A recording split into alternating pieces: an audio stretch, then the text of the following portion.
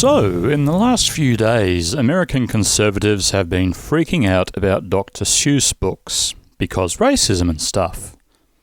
Not that they're bothered by the racism, because obviously they're not, but they're bothered that the Dr. Seuss estate is bothered about it and is withdrawing 6 of the Good Doctor's books from sale for reasons of dubious racial characterizations. Lots and lots of pissing and moaning about cancel culture, political correctness, wokeness, all of the usual bullshit has ensued, because the American right can be profoundly stupid when it wants to be, and it really wanted to be in this case. Of the allegedly banned books, the only one I've even heard of is And Think That I Saw It on Mulberry Street, which was his very first kids' book published back in 1937, so I've heard of it mostly because it was kind of famous.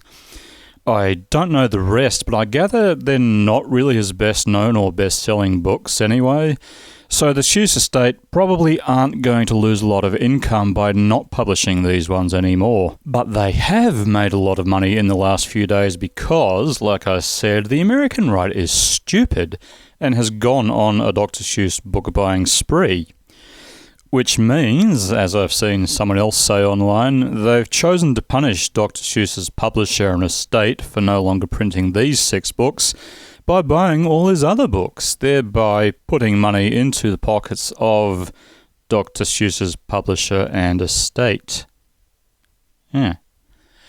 Rewarding someone is a really strange way to punish them, isn't it? Especially when they've made a decision that they're fully entitled to make and they've done something no one was asking them to do anyway.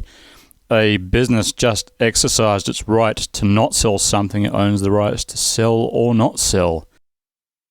And it's even funnier when you remember Theodore Geisel was not really a conservative himself. Conservatives have actually targeted him in the past, notably over the Lorax, which was attacked for being pro-environment and anti-logging industry. Even just a few years ago, this libertarian clown was criticising the Lorax in this way. These are his exact words. The problems of the Lorax were not caused by greed. They were caused by incompetent forestry management, in turn caused by a lack of property rights. Yeah. In the 80s, Ted Geisel actually threatened legal action against an anti-abortion group for quoting a line from Horton Hears a Who on their stationery, and after his death, his widow Audrey supported Planned Parenthood, which, of course, is the worst sin of all for American conservatives.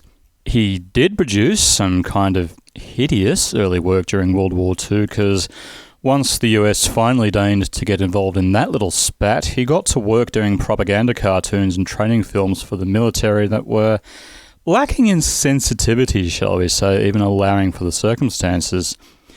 But after the war, and especially after he actually visited Japan and saw what the bomb actually did to Hiroshima, he reined that in, and in the late 70s, he actually agreed to tone down part of Mulberry Street, one of the books that's now being withdrawn from sale. I'm surprised that I haven't yet seen any conservatives criticising him for giving in to cancel culture way back in 1978. Anyway, like I said, thanks to those conservatives missing the point, the Seuss estate is raking it in.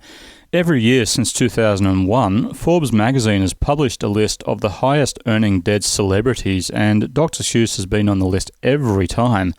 And for most of that time, he's also been the only author on the list, him and, for a few years, J.R.R. Tolkien. In fact, last year, before this nonsense started, he was second only to Michael Jackson, who has topped the list every year since his death in 2009, pulling in $33 million. I think the 2021 list is going to be interesting to see just what effect this freakout has had.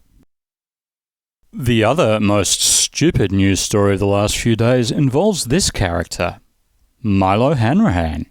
Hang on, I hear you saying, that's Milo Yiannopoulos, and yeah, that's what he usually calls himself these days. He is also occasionally Milo Andreas Wagner, but Milo believes in dead-naming trans people, and as long as he insists upon not referring to them by their preferred names, I insist upon extending him the same courtesy.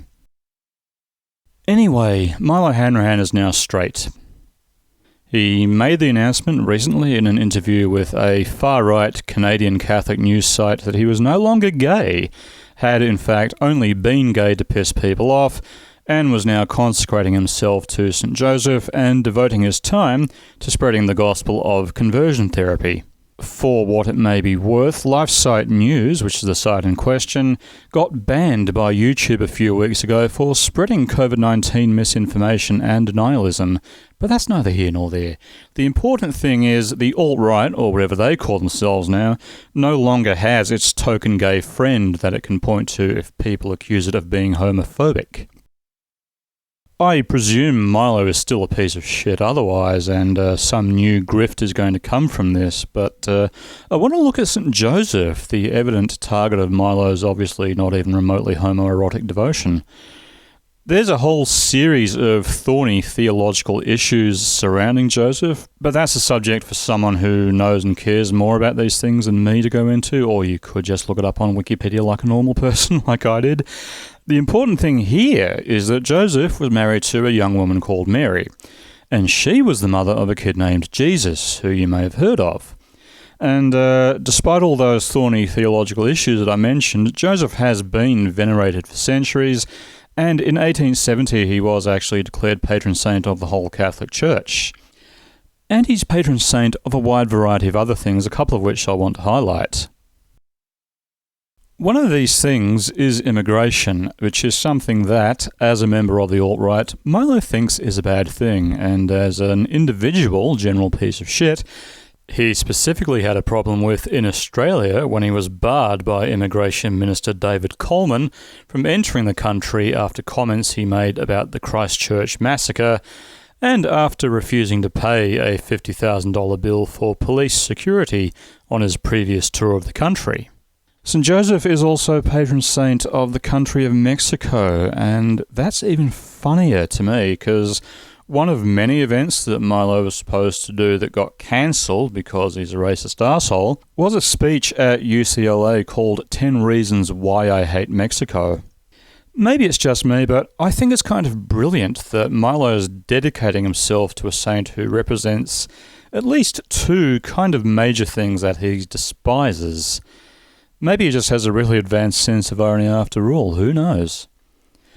Anyway, that'll do for this episode. Maybe by the time the next one comes out, Milo will have found something else to grab onto and grift from. If you'd forgotten about his existence, then please forgive me for reminding you of him. Until next time, bye for now.